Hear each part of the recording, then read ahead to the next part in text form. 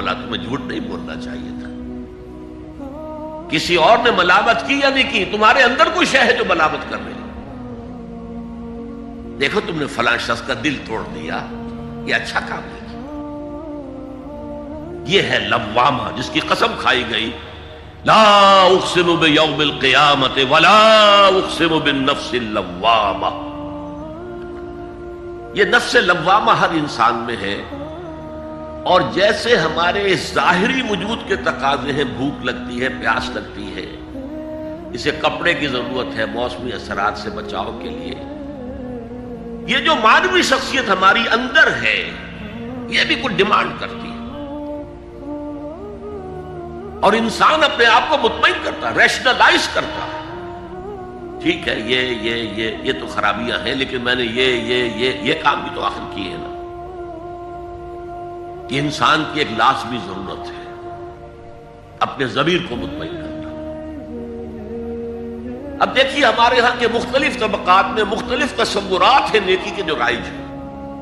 ہمارے ہاں ایک مذہبی طبقہ ہے جس کے نزدیک اصل اہمیت ریچولز کی ہے، عبادات کی ہے، رسومات کی ہے. معاملات میں وہ دھوکہ دے رہے ہیں، سودا کر کے پھر گئے، ان کے دلوں میں نرمی نہیں ہے، سائلوں کو دھتکارتے ہیں. لیکن ایک اعتبار سے بہت دیکھے، سودی کاروبار کرتے ہیں. ٹھیک ہے بھائی، میں سودی کاروبار تو کرتا ہوں، میں نے مسجد میں تو بنوائی ہے، میں نے مسجد میں جھاڑ بھی تو لگوا دیا ہے، میں نے مسجد میں قالین بھی تو بچھوایا ہے. تو نیکی کا ایک تصور یہ ہے ہمارے، اس کے بالکل برعکس ایک تصور ہے جدید تعلیم یافتہ طبقات کا تصور. آپ نے بارہا سنا ہوگا گفتگو، بھائی اصل نیکی یہ ہے کہ کوئی کسی کو دھوکہ نہ دے، جھوٹ نہ بولے، وعدہ پورا کرے، اپنا فرض صحیح طور سے ادا کرے، کہیں ملازم ہے تو اپنے فرائض صحیح طور سے ادا کرے. باقی رہ گئی نماز روزہ، یہ تو انفرادی باتیں ہیں، یہ کوئی کرتا ہے تو اپنے لیے نہیں کرتا ہے تو کوئی بات نہیں. یہ دونوں ایک دوسرے کے بالکل برعکس تصورات ہیں. اور یہ ہمارے معاشرے میں جدید تعلیم یافتہ طبقات کا تصور نیکی اور ہمارے قدیم علماء اور ان کے زیر اثر جو عوام ہیں ان کے تصور نیکی میں یہ زمین و آسمان کا فرق ہے. آپ کو معلوم ہے کہ اپنی جسم فروش عورتیں جو ہیں وہ بھی نیکی کا کوئی نہ کوئی کام کرتی ہیں. آپ دیکھیں گے محرم میں سیاہ کپڑے پہن کے جلوس کے آگے آگے جا رہی ہیں، سبیلیں لگا رہی ہیں. مختلف مزاروں میں جب عرس ہوتا ہے وہاں جاتی ہے، دھمال کھیلتی ہے، وہی سیاہ کپڑے پہن کے. وہ بھی اپنے آپ کو مطمئن کرتی ہے. مشہور ہے ایک واقعہ شہنشاہ عالمگیر اورنگزیب کا. اس نے دلی میں گانے بجانے پر پابندی لگا دی. اب ظاہر بات ہے جن کا یہ پیشہ تھا ان کا دھندا ختم تو آمدنی ختم. لاکھ کوششیں کی لیکن اورنگزیب ٹس سے بس نہیں ہوا. تو انہوں نے ایک عجیب ترکیب کی. وہ دریائے جمنا بالکل ساتھ بہتا تھا، یہ قلعہ اس شکل میں بنایا گیا تھا، اب تو ذرا فاصلے پر. تو ایک کشتی میں وہ جمع ہو گئے، سازندے بھی اور ساز بھی، اور گاتے بجاتے ہوئے. انہیں معلوم تھا فلاں وقت جو ہے بادشاہ جھروکے میں بیٹھ کر دریا کی سیر کرتا ہے، وہاں سے گزرے اور ایک شعر گاتے ہوئے گزرے. در کوئے نیک نامی مارا گزر نہ دارند، گر تو نمی پسندی تقدیر قضا. در کوئے نیک نامی، یہ نیکی جو ہے اس کے کوچے میں ہمارا گزر ہی نہیں ہے. در کوئے نیک نامی مارا گزر نہ دارند، یہ تو اللہ کی طرف سے فیصلہ ہے، اس کی مقرر کردہ تقدیر ہے. گر تو نمی پسندی تغییر کل قضارا، اگر تجھے پسند نہیں ہے تو تقدیر بدل دے. تو بادشاہ ہنس پڑا اور اس نے کہا کہ ٹھیک ہے بھائی، گانے بجانے کی حد تک تمہیں اجازت ہے. تو ہر ایک طبقے کا اپنا ایک تصور ہے نیکی کا. جیسے میں نے پہلے عرض کیا بڑے بڑے ڈاکو جو ہیں وہ اپنے علاقے کے بیواؤں یتیموں کی سرپرستی کرتے ہیں، ویسے نہایت درندگی، سفاکی، انسانی جان کی کوئی حیثیت ہی نہیں. تو نیکی اصل میں کس شے کا نام ہے، کون سی چڑیا کا نام ہے، نیکی حقیقت میں کیا ہے، وہ ہے اس آیت کا مضمون. میں مثال دیا کرتا ہوں، ایک عام قصہ ہے کہ کسی گاؤں میں پہلی مرتبہ ہاتھی آیا. اب وہاں نابینا لوگ جو تھے انہیں بھی پتہ چلا ایک عجیب جانور آیا ہے. وہ آئے اور کسی نے اس کی ٹانگ کو ٹٹولا. اس نے کہا ہاتھی ایک ستون کے مانند ہے. کسی کا اس کے کان کے اوپر ہاتھ پڑا، اس نے کہا چھاج کے مانند ہے وہ. کسی نے پیٹ کو ٹٹولا، بہت بڑا ڈھول ہے وہ. بالکل یہی معاملہ ہے نیکی کے تصور کے بارے میں. اڑائے کچھ ورق لالے نے، کچھ نرگس نے، کچھ گل نے. چمن میں ہر طرف بکھری ہوئی ہے داستان میری. کسی نے نیکی کا ایک حصہ لے لیا، کسی نے دوسرا لے لیا، کسی نے تیسرا لے لیا. وہ مکمل سراپا نیکی، حقیقی نیکی کس میں ہے، یہ ہے اس آیت کا مضمون. اب چوتھے نمبر پر یہ تمہیدی باتیں جو میں عرض کر رہا ہوں، اس آیت کا پس منظر کیا ہے جسے ہم کہتے ہیں شان نزول. کیا بحث چل رہی تھی جس میں ہدایت کے لیے یہ آیت نازل ہوئی؟ تو ذہن میں رکھیے کہ تحویل قبلہ اس آیت کا پس منظر ہے، شان نزول ہے.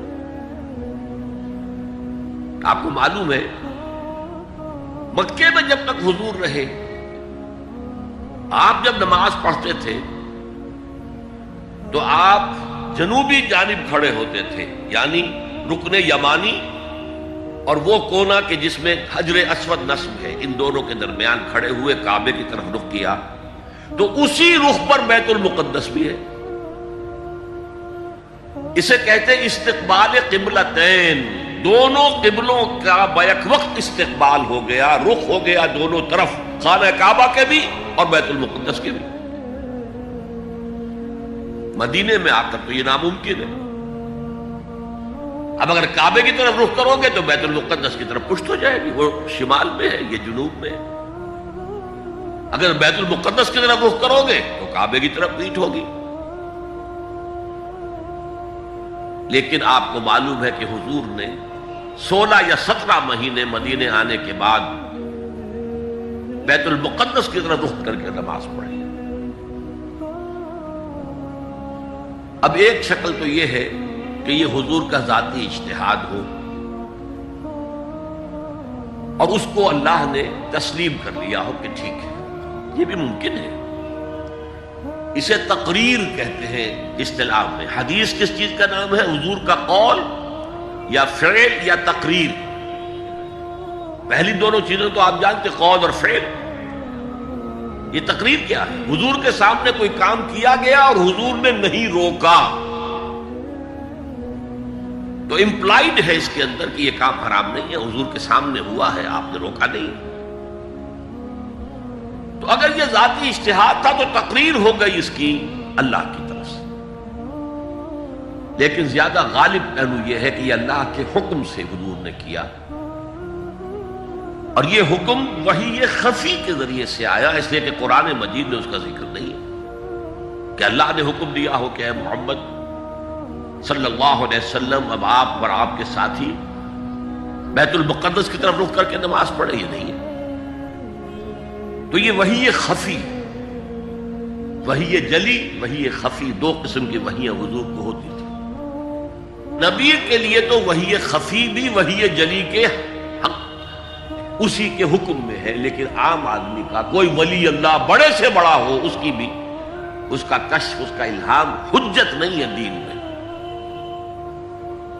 بہرحال یہ شاید حضور کو اللہ نے وحی خفی کے ذریعے حکم دیا. اس کا ایک بہت بڑا سیاسی فائدہ ہوا حضور کو، اور وہ یہ کہ مدینے میں آ کر آپ کا واسطہ پڑا یہودیوں سے. وہ بہت منظم تھے، تعلیم یافتہ تھے، بہت کلچرڈ تھے، ان کے ہاں فقہا تھے، ان کے ہاں مفتی لوگ موجود تھے. اگر فوری طور پر تصادم یہود کے ساتھ ہو جاتا تو حضور کے قدم مدینے میں جمنا آسان نہ ہوتا. یہ جب آپ نے بیت المقدس کی طرف رخ کر کے نماز پڑھی تو یہودیوں نے سمجھا چلو کوئی بات نہیں ہے، تو ہمارے کیمپ فالوورز ہیں، ہمارے قبلے کا رخ کر رہے ہیں، لہذا فوری طور پر ان کی طرف سے کوئی مخالفت وہ پیش نہیں آئی. اور اس 16 مہینے میں حضور کو اپنے قدم جمانے کا مدینہ منورہ میں پورا موقع مل گیا. بلکہ پہلے 6 مہینے اس میں جو ہے بہت ڈیسائسو ہے. 3 کام آپ نے 6 مہینے میں کیے ہیں تو بالآخر بہت ہی زیادہ فیصلہ کن ثابت ہو. نمبر 1 یہ کہ آپ نے مسجد نبوی کی تعمیر کر لی. اب یہی مرکز ہے، یہی درسگاہ ہے، یہی خانقاہ ہے، یہی پارلیمنٹ ہے، یہی دارالمشاورت ہے، یہیں سے فوجیں تیار کی جا رہی ہیں، یہی وفود آ کر پیش ہو رہے ہیں. بہرحال ایک مرکز مہیا ہو گیا. نمبر 2 یہ کہ مہاجرین میں اور انصار میں مواخات، ایک مہاجر ایک Ansari, they were declared brothers. یہ تھی انٹیگریشن آف دی سوسائٹی. اور تیسرا کام آپ نے یہ کیا اسی دوران میں جس کا تعلق اس حکمت عملی کے ساتھ بہت گہرا بن جاتا ہے کہ یہود کو جکڑ لیا ایک معاہدے میں، میثاق مدینہ، کہ اگر مدینے پر کوئی باہر سے حملہ آور آیا تو ہم سب مل کر واحد امت کی حیثیت سے مدینے کا دفاع کریں گے. جوائنٹ ڈیفنس آف مدینہ کا پیکٹ ہو گیا. اور یہ چیز بھی حضور کی کامیابی میں بہت فیصلہ کن ثابت ہوا. تو اس اعتبار سے یہ تحویل قبلہ جب پھر ہوئی ہے، اور میں نے جو کہا تھا کہ اللہ نے ہی کوئی حکم دیا تھا وحی خفی کے ذریعے، وہ اس سے ثابت ہوتا ہے کہ نہ صرف بہت سے مہاجرین پر یہ بات شاخ گزر رہی تھی، خود حضور پر بھی شاخ گزر رہی تھی کہ میں پیٹھ کیے ہوئے ہوں کعبے کی طرف. چنانچہ قرآن مجید میں آیا ہے قد نرا تقلب وجهك في السماء، اے نبی ہم آپ کے چہرے کا، نگاہوں کا آسمان کی طرف اٹھنا بار بار دیکھتے رہے. آپ منتظر تھے کہ وقت آئے، حکم آئے، وحی آئے اور میں رخ بدل دوں. وما جعلنا القبلة التي كنت عليها الا لنعلم من يتبع الرسول ممن ينقلب على عقبيه. یہ اللہ نے اپنی طرف منسوب کر دیا، اور ہم نے وہ قبلہ جس پر تم اب تک رہے ہو 16 مہینے 17 مہینے یہ مقرر کیا تھا تاکہ دیکھ لیں کہ کون ہے رسول کا اتباع کرنے والے اور کون ہے جو اپنے الٹے پاؤں پھر جانے والے. کیا مطلب ہے اس کا؟ مہاجرین مکے سے آئے تھے، ان کے دلوں میں عظمت جو ہے کعبے کی وہ پلی ہوئی تھی اندر ٹھوک ٹھوک کر. اب دیکھا اللہ نے حکم نہیں دیا وحی جلی کے ذریعے سے، یہ رسول کا حکم تھا. گویا کہ یہ ایک امتحان ہو گیا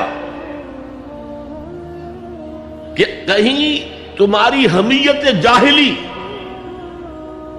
تمہاری محبت جو تمہیں کعبے سے ہے وہ تمہیں اسلام سے پھیر تو نہیں دیتی.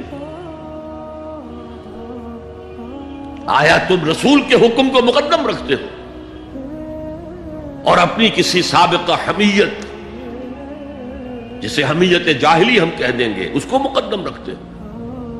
یہ ایک سخت امتحان تھا جس میں کہ اہل مکہ جو مہاجرین تھے وہ مبتلا کیے گئے.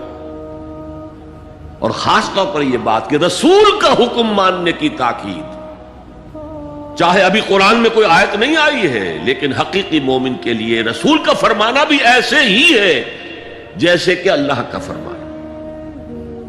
اس کی تربیت بھی ہو گئی. لیکن یہ کہ اکثر کا معاملہ یہ تھا کہ یہ معاملہ شاخ گزر رہا تھا. یہاں تک کہ حضور کا معاملہ بھی تھا، قد نرا تقلب وجهك في السماء فلنولینک قبلۃ ترضاها، تو اے نبی ہم بدل دیں گے قبلہ وہ جو آپ کو پسند ہے، اب رخ کرو مسجد حرام کی طرف، فولوا وجوہکم شطر المسجد الحرام، اب اپنا رخ کر لو مسجد حرام کی طرف۔ چنانچہ مدینے میں ایک مسجد القبلتین ہے، جو حضرات گئے ہیں زیارت کرتے ہیں انہوں نے زیارت کی ہوگی۔ حضور مدینے سے باہر ایک قبیلے کی جگہ تھی، وہ وہاں گئے ہوئے تھے، کوئی دعوت طعام تھی، دوپہر کا کھانا تھا، اسی وقت ظہر کا وقت ہو گیا۔ حضور نے جماعت کھڑی کی اور قبلہ جو ہے بیت المقدس، اسی نماز کے دوران یہ آیات وہی نازل ہو گئی، آپ نے فوراً رخ بدلا اور پوری جماعت نے رخ بدل لیا، اور اسی لیے اس مسجد میں دو قبلے ہیں، دو محرابیں ہیں، ایک شمال کی جانب بیت المقدس کی جانب، دوسری جنوب کی جانب یعنی مکہ مکرمہ کی جانب۔ اب یہ تحویل قبلہ جو ہے یہ ہے بات اصل میں سمجھنے کی، ایک بہت بڑے فتنے کی بنیاد بن گیا۔ فتنہ آزمائش کو کہتے ہیں اور فتنہ فساد کو بھی کہتے ہیں۔ فساد یہودیوں کی طرف سے شروع ہوا، یہ کیسا نبی ہے جس کا قبلہ ہی معین نہیں؟ ابھی یہ شمال کی طرف رخ کر کے نماز پڑھ رہا تھا اور اب اس نے جو ہے جنوب کی طرف رخ کر لیا، کیسا رسول ہے یہ؟ کیسا نبی ہے؟ حضور کے خلاف لوگوں کو بھڑکانے کا انہیں اب ایک موقع ہاتھ آ گیا، اور آپ کے علم میں ہے کہ اوس اور خزرج کے جو عوام ہیں وہ یہود کے بہت زیر اثر تھے، بہت زیر اثر تھے۔ وہی بات کہ وہ سمجھتے تھے ہمارے پاس نہ کوئی شریعت ہے، نہ کتاب ہے، نہ کوئی قانون ہے، نہ ہمارے ہاں کوئی مفتی ہے، نہ قاضی ہے۔ ان کے ہاں تو کتاب ہے، شریعت ہے، مفتی ہے، قاضی ہے، ان کا تو بڑا کلچرڈ لوگ ہیں، تو ایک روب تھا ان کا۔ لہذا یہ ایک ان کو موقع مل گیا کہ اس پر لوگوں کے جذبات کو بھڑکائیں اور حضور سے برگشتہ کر دیں۔ دوسری طرف سادہ لو مسلمانوں کے اندر بھی ایک فتنہ بطور آزمائش آ گیا کہ اگر اصل قبلہ یہ تھا تو یہ 16 مہینے کی نمازیں تو ہماری اکارت گئی، غلط رخ پر پڑی ہم نے، اور نماز تو دین کا اصل ستون ہے، اور یہ نمازیں ہماری ضائع ہو گئی۔ یہ ان کے دلوں میں ایک وسوسہ پیدا ہوا۔ اس پہلو سے اس مسئلے پر بڑی مفصل گفتگو قرآن میں ہوئی ہے، میرے اور آپ کے لیے، بلکہ مجھے اعتراف ہے کہ میں یہ سوچتا رہا اتنی مفصل گفتگو بار بار فولوا وجوہکم شطر المسجد الحرام، فولوا وجوہکم شطر، یہ بار بار پورے 2 رکوع قرآن مجید میں، سورہ بقرہ کا 17واں رکوع، 18واں رکوع اسی پر، اس لیے کہ ہم اس سینسٹیونیس کا اندازہ نہیں کر سکتے کہ جو اس وقت پیدا ہو گئی تھی اس پر۔ تحویل قبلہ پر یہ معمولی نہیں بات تھی، یہود نے سمجھ لیا تھا کہ اب معلوم ہوا یہ ایک نئی امت کا آغاز ہے، اس کا مرکز اب نیا بن گیا ہے۔ اب تک وہ سوچ رہے تھے کہ ہمارے ہی، چنانچہ ایک اور واقعہ ہوا تھا کہ یہ عاشورہ کا روزہ رکھتے تھے یہودی۔ حضور نے پوچھا کیوں رکھتے ہو 10ویں محرم کا روزہ؟ انہوں نے کہا کہ اصل میں ہمیں جو نجات ملی تھی فرعون سے، اور فرعون کو جو غرق کیا گیا تھا لاؤ لشکر سمیت، وہ 10 محرم کو ہوا تھا، ہم شکرانے کے طور پر روزہ رکھتے ہیں۔ حضور نے فرمایا کہ موسیٰ کے تو ہم تم سے زیادہ مستحق ہیں، لہذا مسلمانوں کو حکم دیا کہ تم بھی 10ویں محرم کا روزہ رکھا کرو۔ اب یہ چیزیں ایسی تھیں کہ جس سے وہ پیسیفائیڈ تھے ایک طرح سے کہ نہیں یہ کوئی نئی چیز نہیں ہے، یہ ہمارے کیمپ فالوورز، بلکہ حضور نے فرمایا تم 2 روز کا روزہ رکھو، 9ویں محرم کا بھی 10ویں کا۔ بہرحال اس پر جو ایک تشویش ہوئی ہے، اس تشویش کو دور کرنے کے لیے 2 رکوع، 17واں 18واں رکوع، 2 رکوع پورے کے پورے اسی بحث پر مشتمل ہیں۔ اور اس کے علاوہ اب میں مثال دوں کہ میرا ایک ہاتھ یوں ہے، ایک ہاتھ یوں ہے، بیچ میں میرا جسم ہے، تو اس بحث کا جسم جو ہے وہ تو وہ دو رکوع ہیں، رکوع 17واں 18واں، لیکن ادھر دور پہلے ایک آیت آ گئی تھی جس نے زمین ہموار کی، للہ المشرق والمغرب فینما تولوا فثم وجہ اللہ. دو رکوع پہلے، مشرق و مغرب سب اللہ کے ہیں، جدھر بھی رخ کرو اللہ کا رخ ہے. قبلے کا مطلب یہ تو نہیں ہے کہ اللہ اس سمت میں محدود ہے، معاذ اللہ. اللہ کا رخ، اللہ تو مشرق میں ہے، مغرب میں ہے، شمال میں ہے، جنوب میں ہے، فوق میں ہے، تحت میں ہے، ہر جگہ ہے.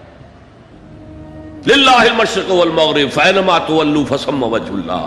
مشرق و مغرب سب اللہ کے ہیں، جدھر بھی تم رخ کرو گے وہ اللہ کا رخ ہے.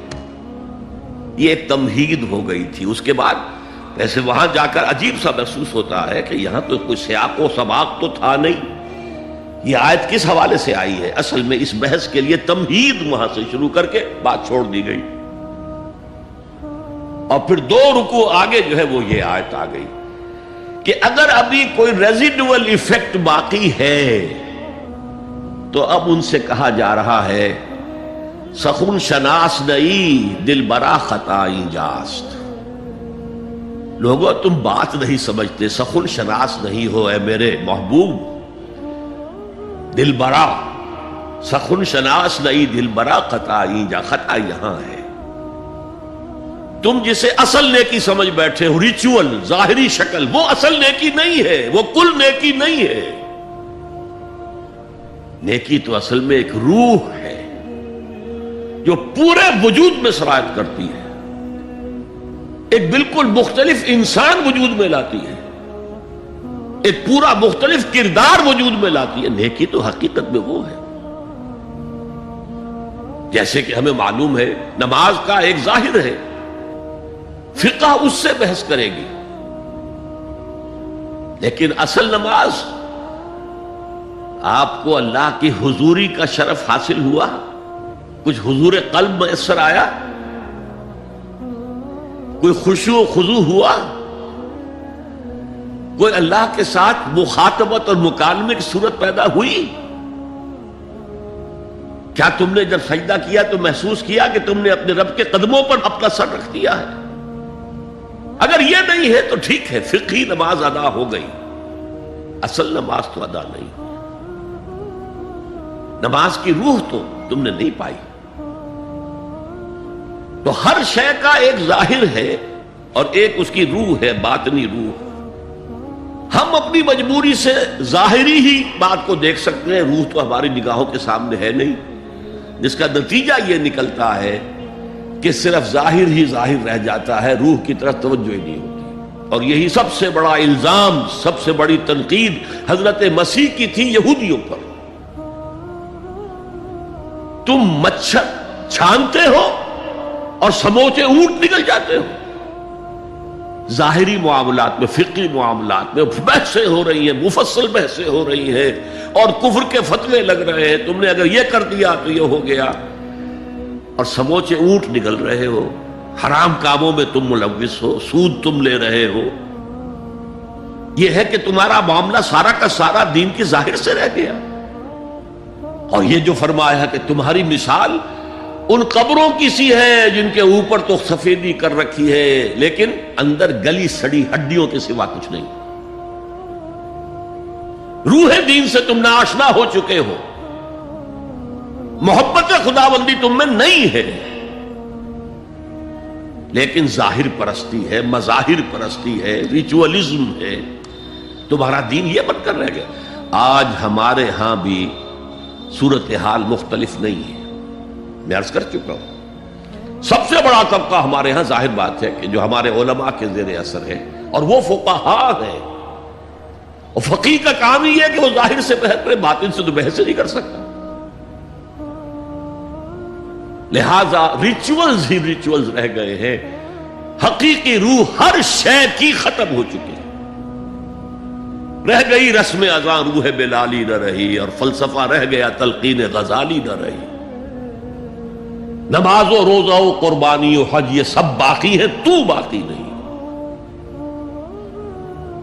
اب آئیے اس پر غور کیجئے. جو میں نے عرض کیا تھا لیس البر، اب زبر اور پیش میں زمین و آسمان کا فرق ہو جاتا ہے. لیس البر ہوتا جیسا کہ ہے سورہ بقرہ میں آگے جا کر، لیس البر ان تاتوا البیوت من ظہورها. ان کے ہاں یہ قاعدہ تھا یا ایک رواج ہو گیا تھا کہ اگر احرام باندھ کر گھر سے نکل آئے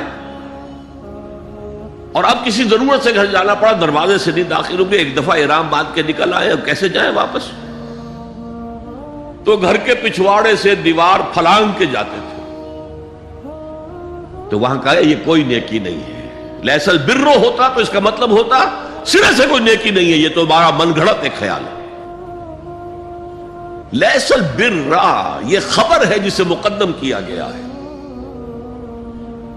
اور اس کا مفہوم اب ہو گیا حصر کا. کل نیکی یہ نہیں ہے، یعنی نیکی کا ظاہر بھی ضروری ہے. یہ نہ سمجھو کہ نماز کا ظاہر کوئی معنی نہیں رکھتا. طہارت حاصل ہوئی ہے یا نہیں ہوئی ہے، وضو صحیح ہوا ہے یا نہیں ہوا ہے، جو پانی استعمال کیا تھا وہ بھی پاک تھا کہ نہیں تھا، یہ ساری چیزیں ضروری ہیں. دین کا ظاہر بھی ضروری ہے. یہ نہ نفی کیجئے کہ ان فقہا کا کیا ہے، ظاہر ہی کو لیتے ہیں. ہمارے ہاں بعض جو ہے انتہا پسند جو ہے، جو ملنگ ٹائپ صوفی ہوتے ہیں، ایک تو حقیقی کوئی صوفی ہو، ایک ملنگ تھا، وہ ان تمام چیزوں کو چھوڑ بیٹھے. جیسے میں نے آپ کو شعر سنایا تھا اور اختلاف بھی کیا تھا، مولانا روم نے کچھ زیادتی کی ہے، سختی کی ہے، انداز بیان اچھا نہیں ہے کہ ماز قرآن مغزہ برداشتیم استخاں پیش سگاں انداختیم. ہم نے قرآن سے اس کا اصل مغز جو ہے وہ کشید کر لیا ہے، ہڈی کا گودا ہم نے کھینچ لیا، اب ہڈی خالی ہمیں پھینک دی ہے. یہ ہمارے صوفیہ میں سے بعض کا طرز عمل رہا ہے جو غلط ہے. نہیں، ظاہر بھی اہم ہے، ظاہر بھی نیکی ہے. صلو کما رأیتمونی اصلی، نماز پڑھو اسی طرح جیسے مجھے دیکھتے ہو کہ میں نماز پڑھتا ہوں.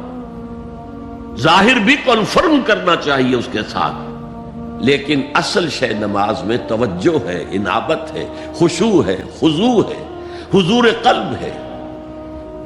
لہذا یہاں ترجمہ ہوگا کل نیکی یہی نہیں ہے کہ تم اپنے چہرے مشرق اور مغرب کی طرف کر لو، یہ تو ظاہر ہے.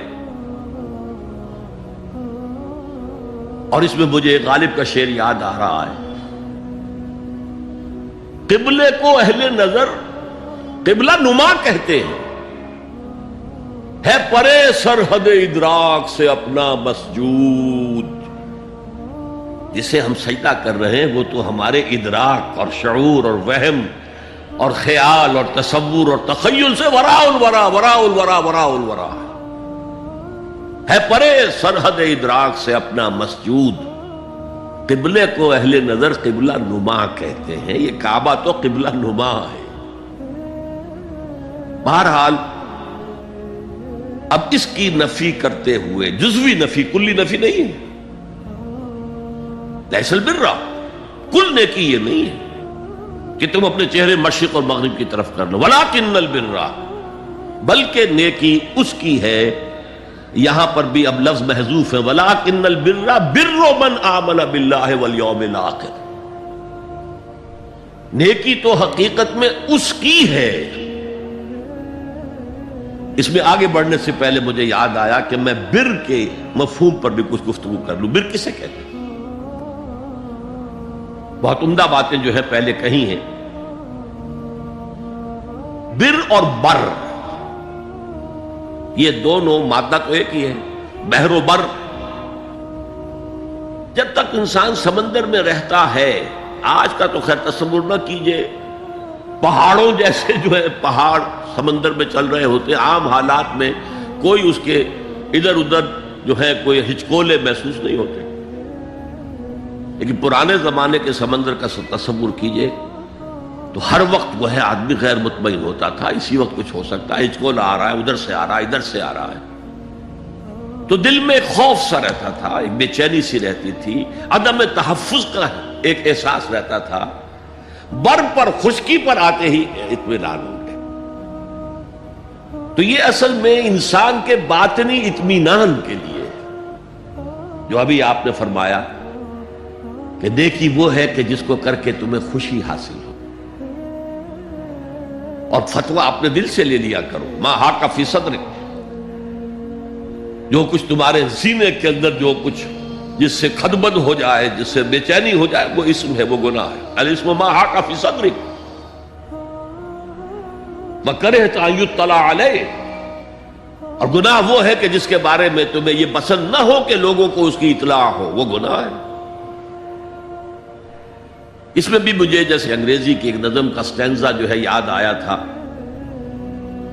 Art is long and time is fleeting, دوڑا جا رہا ہے یہ وقت، and our hearts though stout and brave still like muffled drums are beating funeral marches to the grave۔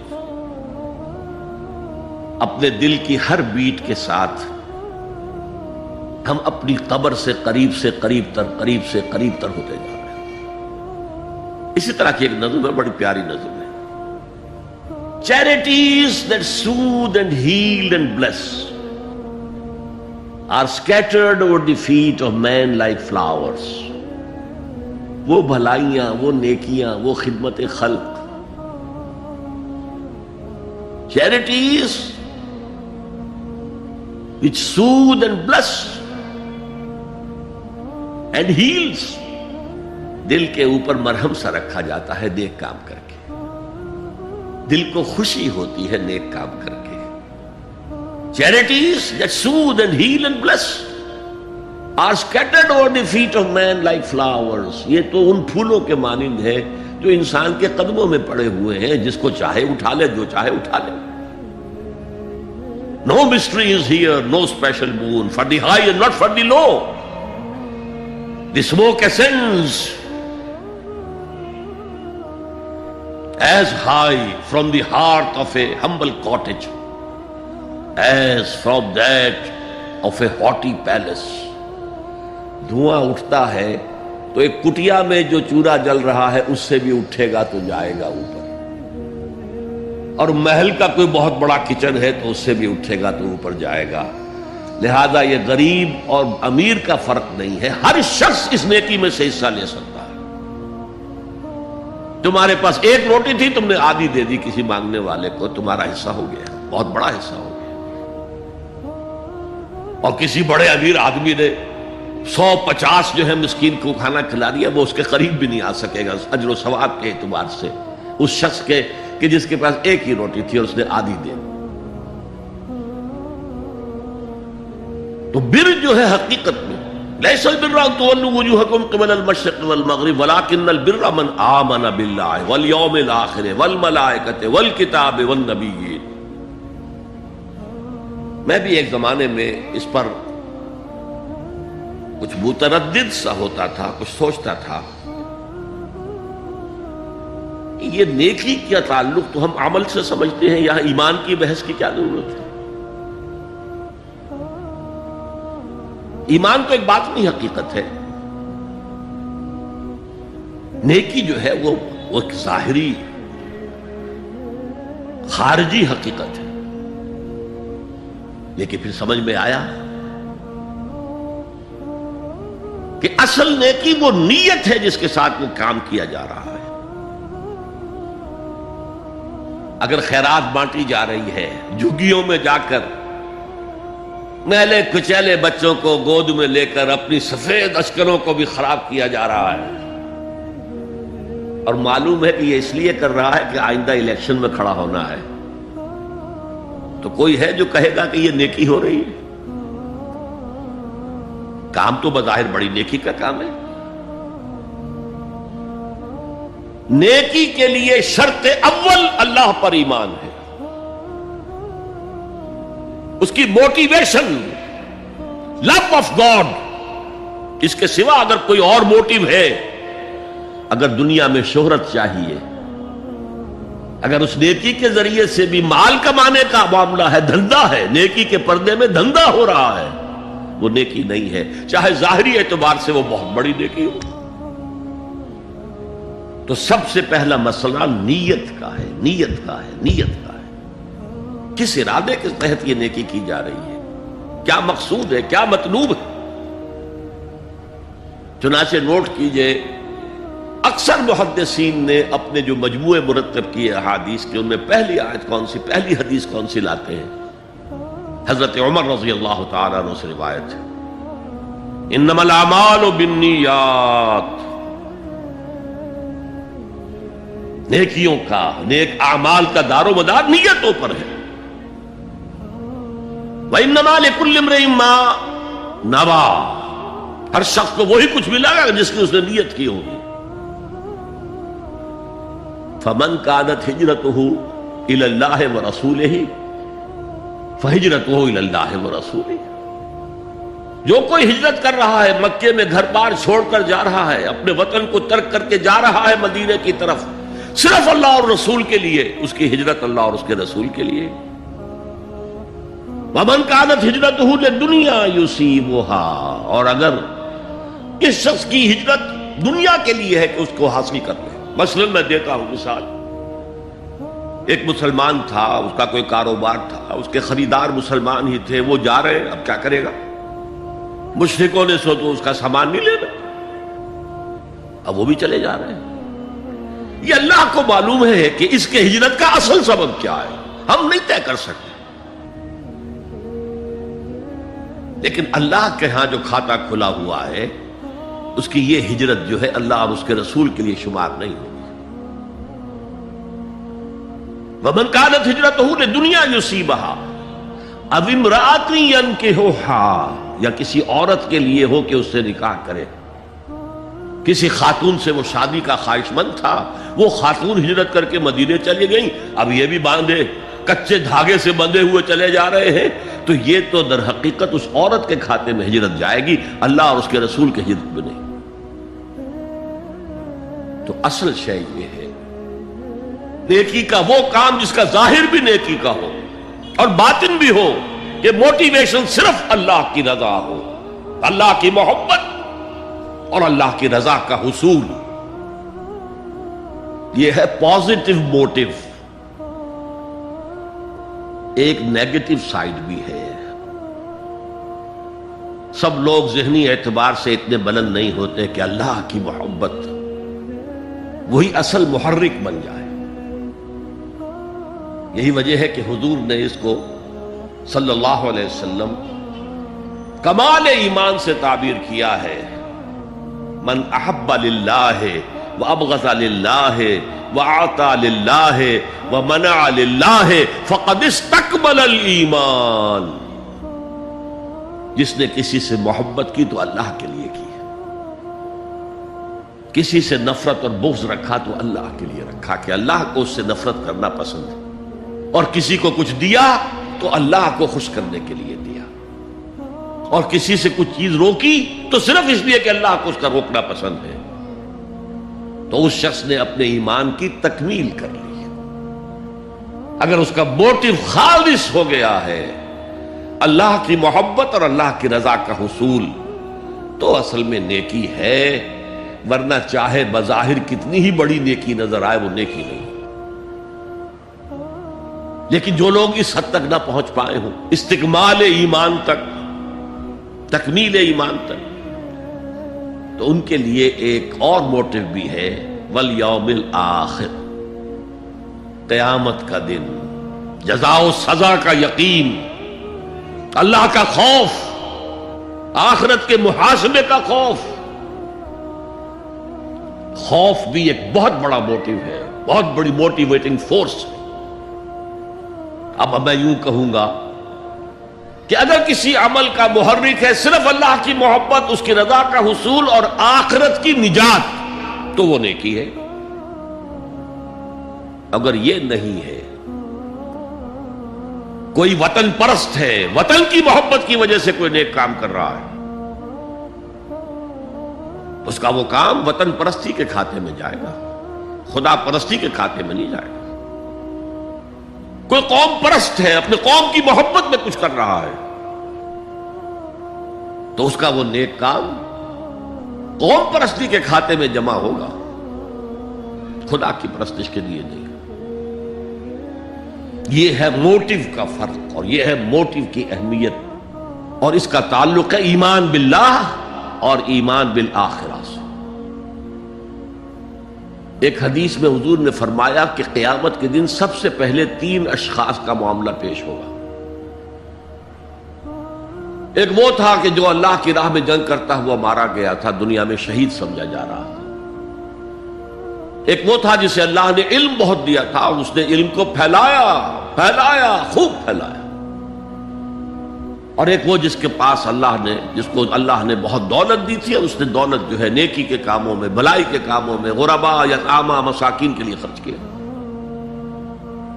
اب اللہ پوچھے گا ان شہید صاحب سے کہ دیکھو میں نے تمہیں صحت دی تھی، جسمانی قوت دی تھی، تم نے کیا کیا؟ وہ کہے گا اے اللہ میں نے تیرے لیے قتال کیا اور اپنی جان دے دی۔ اللہ فرمائے گا کذبتا، تو نے جھوٹ بولا، انک قد قاتلت لأن یقال جریء، تو نے تو یہ جنگ میں حصہ لیا تھا اس لیے کہ تیری شجاعت کا ڈنکا بج جائے، تیری جرأت کی شہرت ہو جائے۔ وقد قیلا، وہ کہا جا چکا، اب یہاں تمہارے لیے کچھ نہیں ہے۔ اور فرشتوں کو حکم ہوگا اور اوندے منہ گھسیٹتے ہوئے اس کو جہنم میں ڈال دیں۔ یہی حشر ہوگا اس عالم کا، تو نے وہ نیکی کا کام کیا تھا، لأن یقال عالم، کہا جا چکا دنیا میں، ڈنکا بج چکا تمہاری شہرت کا۔ اب اس میں نوٹ کیجئے، اگر کسی عالم کے علم کا ڈنکا بج جائے، اس کی اپنی نیت وہ نہیں تھی تو اس کے اندر کوئی خرابی نہیں ہے۔ یہاں معاملہ نیت کا ہے۔ اگر نیت یہ ہو کہ میرے علم کی شہرت ہو جائے، میرے ہاتھ چومے جائیں، مجھے نذرانے پیش کیے جائیں، تو پھر وہی حشر اس کا ہوگا کہ اوندھے منہ گھسیٹ کر جہنم میں ڈال دیا جائے۔ یہی حشر اس سخی کا ہوگا جس نے سخاوت کی تھی، جس کی سخاوت کے ڈنکے بج گئے تھے، اس کا بھی یہی حشر ہوگا۔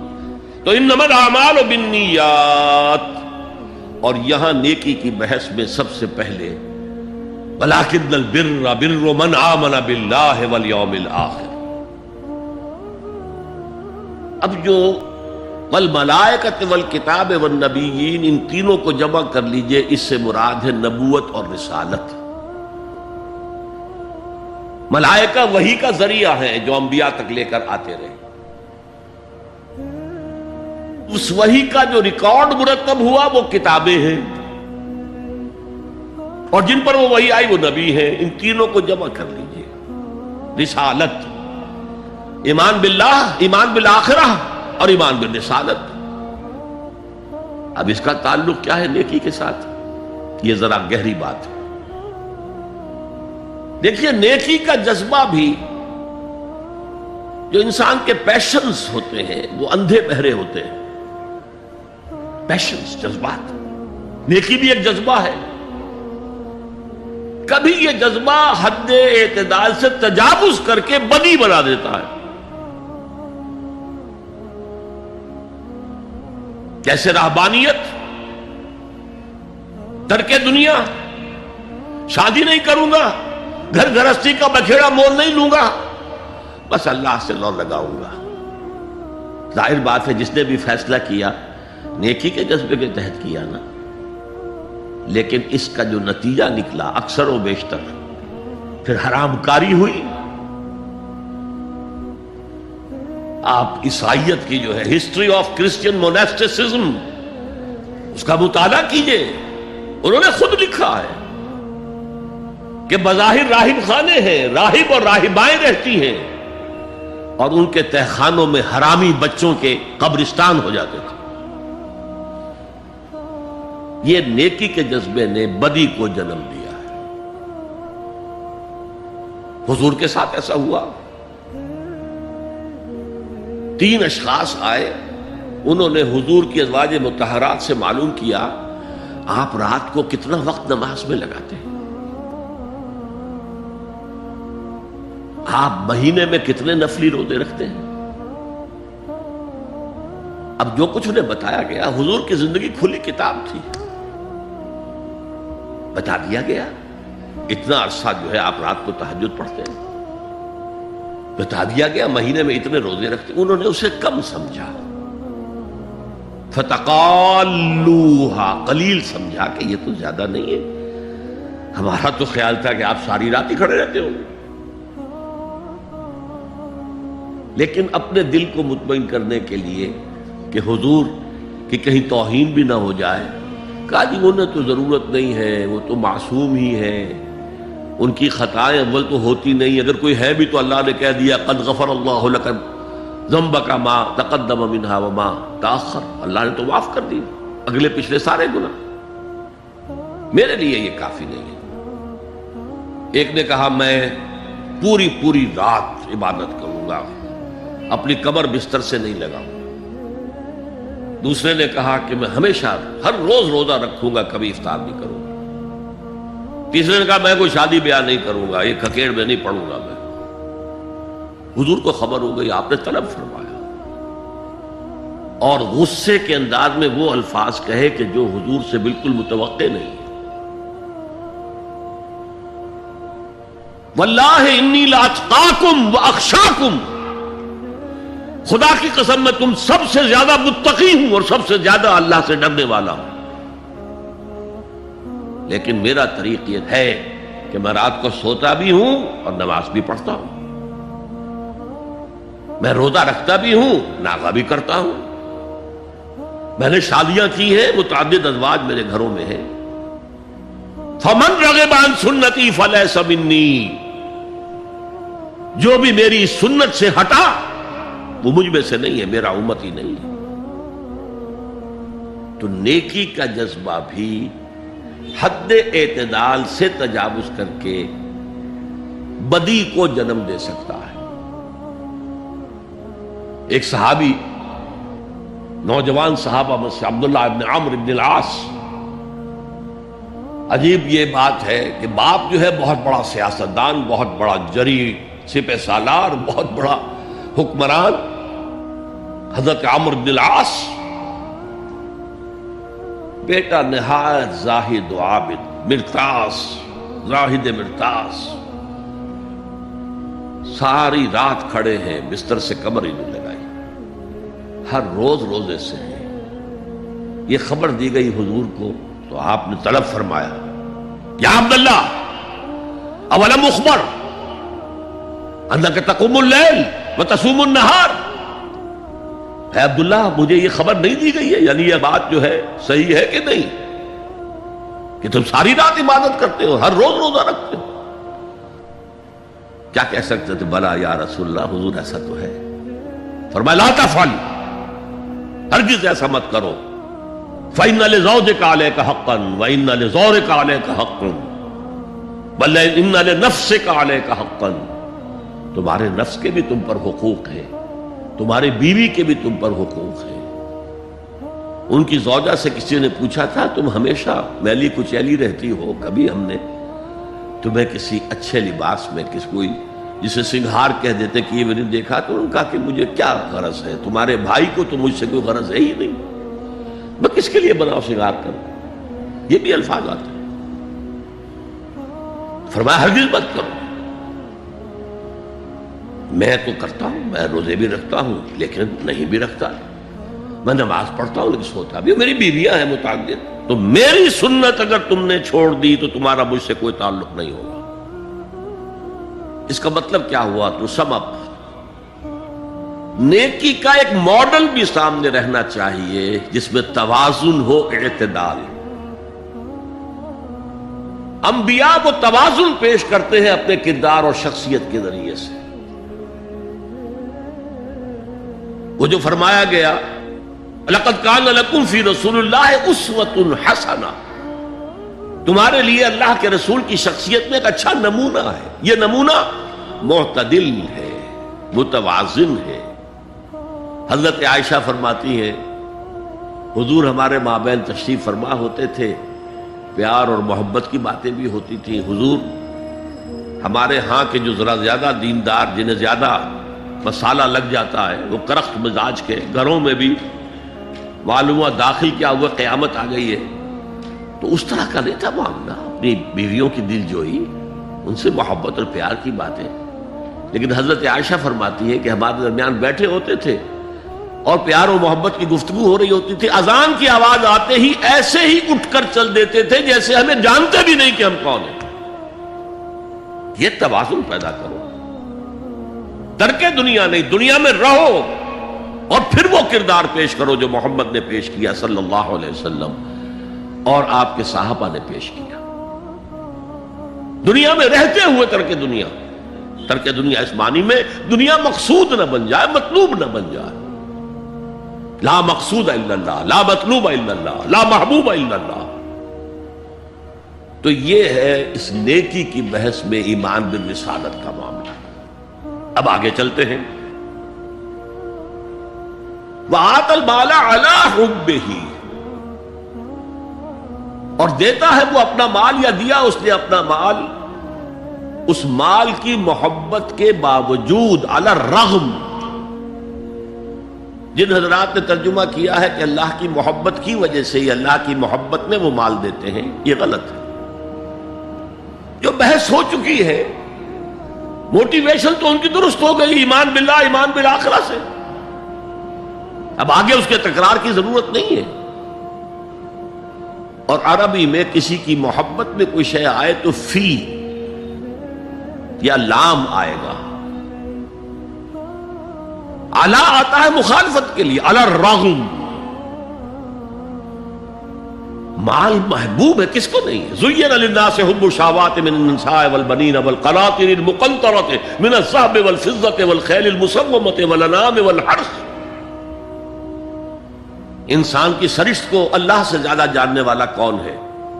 وہ فرما رہا ہے، سورہ آل عمران کی آیت ہے، مزین کر دی گئی ہے انسانوں کے لیے محبت بیویوں کی، بیٹوں کی، اور ڈھیروں مال کی، سونے کی اور چاندی کی، اور گھوڑے وہ کہ جو پیڈگری والے ہوں اور جو بہت اعلیٰ نسل کے ہوں، خیل المسومہ، نشان زدہ گھوڑے، اور مال ہو، بھیڑیں بکریوں کو گلے کے گلے ہوں، اور گائے اور بیل ہوں، اور یہ ساری چیزیں محبوب ہیں.